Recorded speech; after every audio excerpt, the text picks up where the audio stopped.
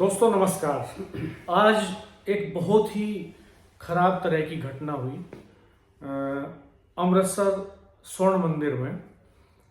पंजाब के पूर्व उप मुख्यमंत्री सुखबीर सिंह बादल जो तनखैया घोषित किए गए, जिनको अकाल तख्त ने अभी सजा सुनाई थी कि वो वहां पर बर्तन धोएंगे जूठे, वो वहां पर जूते पॉलिश करेंगे, सफाई करेंगे और सेवा करेंगे।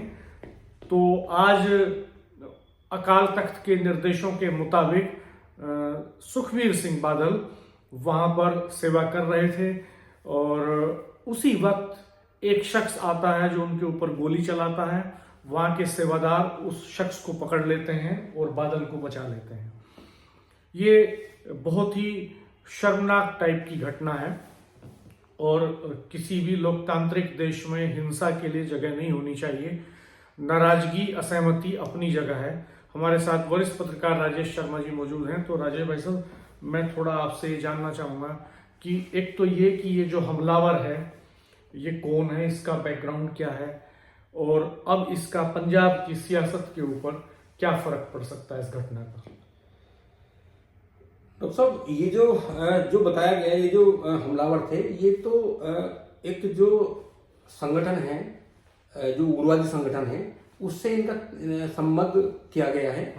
वो मतलब इसमें आतंकी पहले उग्रवादी संगठन में खालिस्तान समर्थित। हाँ। और वो ये कहा भी पुलिस ने कि पहले भी उनके खिलाफ बहुत सारे मुकदमे दर्ज हैं उसी धाराओं में। और चूंकि जब ये घटना हुई तो एकदम पूरा हड़कंप मचा, क्योंकि पूर्व मुख्यमंत्री सुखबीर सिंह बादल वहां खुद भी बैठे हुए थे। वो तो वहां अकाल तख्त साहिब का जो आदेश हुआ उस आदेश का पालन करने के लिए बैठे हुए थे।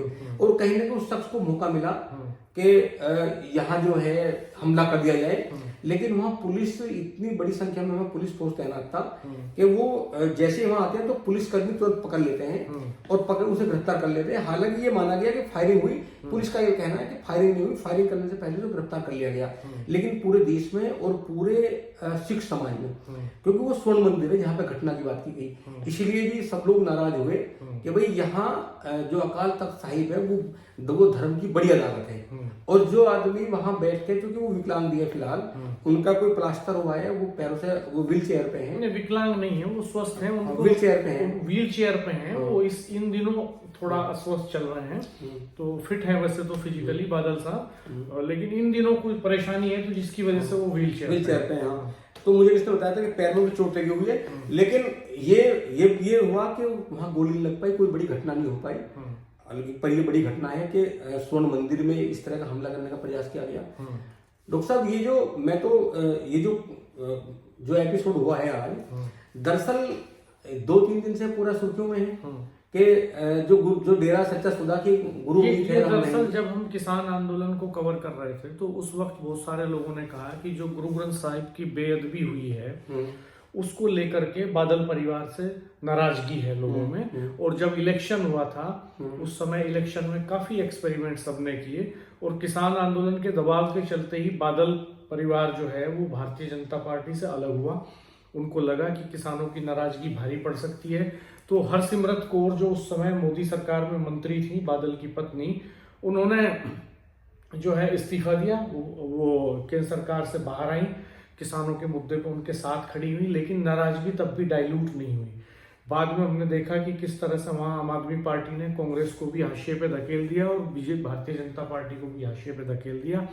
ना वहां चन्नी काम कर पाए, ना सिद्धू चल पाए और ना भारतीय जनता पार्टी का सिक्का चल पाया और अकाली दल को भी निराशा लगी हाथ। और केजरीवाल सरकार बनी, वहां पे भगवंत मान जो है उनको मुख्यमंत्री बनाया केजरीवाल ने।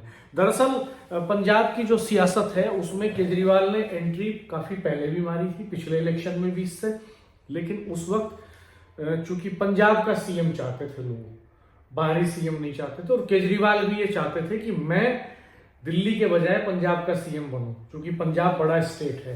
तो ये दांव उनका फेल हो गया, क्योंकि वो पंजाब के रहने वाले नहीं थे। उस तौर पर उनकी स्वीकार्यता नहीं हुई। पिछले इलेक्शन में उन्होंने दांव खेल दिया और भगवंत मान को आगे कर दिया जो लोकल फेस थे। इसका माइलेज भी मिल गया उनको और सरकार उनकी बन गई। अब बड़ा संकट ये है, श्रोमणी अकाली दल जो बादल साहब की पार्टी है वो बड़े संकट से जूझ रही है। भारतीय जनता पार्टी बड़े संकट में है वहां पे। और पंजाब के लॉ एंड ऑर्डर को लेके बार बार सवाल खड़े होते हैं। पंजाब में जो बार बार खालिस्तान समर्थकों की आवाजें आती हैं उसको लेकर के बड़े सवाल उठते हैं। और इसमें कनाडा तक से लिंक जुड़ते हैं और कई बड़े क्रिमिनल्स के नाम भी आते हैं। तो इसको लेके लॉ एंड ऑर्डर के इश्यू को लेके जरूर बार बार सवाल खड़े हो रहे हैं। पंजाब में सिद्धू मूसेवाला की हत्या हो जाती है और कई और लोगों की हत्या होती है। उस अभिनेता की हत्या हो जाती है जिसने किसान आंदोलन के दौरान जो है वो निशान साहिब फहराया था वहां पर लाल किले पर। तो उनकी भी एक एक्सीडेंट में डेथ हो जाती है। तो इस तरह के घटनाक्रम कई होते हैं। तो कुल मिला के पंजाब में अब जिस तरह का सिनेरियो है उसमें आम आदमी पार्टी के सामने तो चैलेंज बड़ा ये है कि वो वहाँ लॉ एंड ऑर्डर कैसे मेंटेन करें। भारतीय जनता पार्टी, श्रोमणी अकाली दल और कांग्रेस उनको लॉ एंड ऑर्डर के इशू पे घेर रही है, नशे के सवाल पे घेर रही है कि भाई नशा बढ़ रहा है पंजाब में। और पंजाब का में चूंकि माइग्रेशन बहुत तेजी से बढ़ा है, जो फार्मर्स की पूरी कम्युनिटी है वो शिफ्ट कर रही है विदेशों में। नई जनरेशन कनाडा में, ऑस्ट्रेलिया में, अमेरिका में, ब्रिटेन में। और ये नई जनरेशन की शिफ्टिंग के साथ जो बुजुर्ग हैं वहाँ पे, किसान बड़े, उनके सामने सवाल खड़ा हो गया। दूसरा ये कि वहाँ पे बिहार की पॉपुलेशन बड़े लेवल पे, जो लेबर क्लास है उसने एंट्री ली है, पूर्वांचल के, यूपी के लोगों की बड़ी आबादी है। तो पंजाब की डेमोग्राफी भी अलग तरह से बदल रही है इस समय। और ये बादल परिवार चूंकि रसूखदार परिवार है, प्रकाश सिंह बादल 5 बार सीएम रहे, वहां के 2 बार डिप्टी सीएम रह चुके हैं, सुखबीर सिंह बादल भी उनके बेटे हैं, हरसिमरत कौर सुखबीर सिंह बादल की पत्नी है, 2 बार केंद्रीय मंत्री रहती हैं, बादल गांव के रहने वाले हैं बेसिकली। डॉक्टर साहब एक सवाल ये भी था कि क्या जिस तरह श्रोमणी अकाली दल हारा, जो सजा मिली इस मामले में, जो बताया गया था कि डेरा सच्चा सौदा के जो गुरु राम रहीम उनके द्वारा जो बेअदबी की गई पवित्र गुरु ग्रंथ साहिब की, क्या और उन्हें माफ कर दिया गया, क्या इसकी भी नाराजगी थी कुछ? निश्चित तौर पे वो तो जब आप सुनेंगे वहां पे, जब स्वर्ण मंदिर में अकाल तख्त साहिब पर जो है वहाँ सुनाया जाता है ये फैसला कि भाई गुनाह बन गिनाए जाते हैं उनके, कहा जाता है कि आप हाँ और ना में जवाब दीजिए, तो उसमें कहा जाता है राम रहीम का जिक्र आता है उसमें। और वो स्वीकार करते हैं अपने सारे गुनाह, और वो गुनाह स्वीकार करने के बाद उनको सजा के तौर पे सुनाया जाता है कि वो जूते साफ करेंगे, शौचालय साफ करेंगे, बर्तन साफ करेंगे, सेवा करेंगे वहां पे। ये उनको सजा के तौर पे सुनाया जाता है। और खास बात ये भी है कि सुखबीर सिंह बादल ने एक्सेप्ट की वो सारी गलतियां। तो एक्सेप्टेंस के बाद सामाजिक तौर पर इसको एक बड़ी सजा माना जाता है सिख समाज में। और पूर्व पहले गृह मंत्री रहे हैं बूटा सिंह जी, उनको भी गृह मंत्री रहते सजा मिली थी, मुझे ध्यान पड़ता है। और शायद पूर्व राष्ट्रपति नहीं, गृह मंत्री रहे बूटा सिंह जी, उनको मिली थी ये सजा। और ये अब इनको मिली है सजा, कई और नेता इस सजा को भुगत चुके हैं।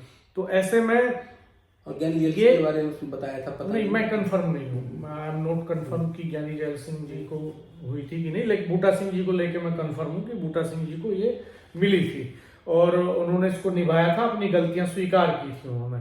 तो ये जो है बड़ा सवाल ये है कि अगर सुखबीर सिंह बादल ने जो सजा उनको दी गई थी, उन्होंने अपने गुनाह स्वीकार किए और उनको उसके लिए सजा मिल गई, तो उसके बाद एक माना जाता है कि यार ये सुधर गए हैं, हम सुधरने को तैयार हैं, तो उनके प्रति एक भावना अच्छी बन सकती थी वहां पे। और आज ये हो गया तो इससे भी जाहिर सी बात है उनके पक्ष में कुछ सिंपैथी तो होगी, क्योंकि ये गलत हुआ, जो भी गलत हुआ, इस तरह की घटनाएं नहीं होनी चाहिए। तो दोस्तों आप भी बताइएगा कमेंट बॉक्स में कि आप किस तरह से इस पूरी घटना को देख रहे हैं, पंजाब की सियासत को किस तरह से देख रहे हैं, और ये जो हो रहा है पंजाब में ये कितना ठीक है और किस रास्ते पर पंजाब को लेकर के जाएगा। हमारे चैनल को देखते रहिएगा, सब्सक्राइब कीजिएगा, बेल आइकन प्रेस कर दीजिएगा, नोटिफिकेशंस ऑन कर दीजिएगा। हम फिर मिलेंगे अगले वीडियो में। धन्यवाद, नमस्कार।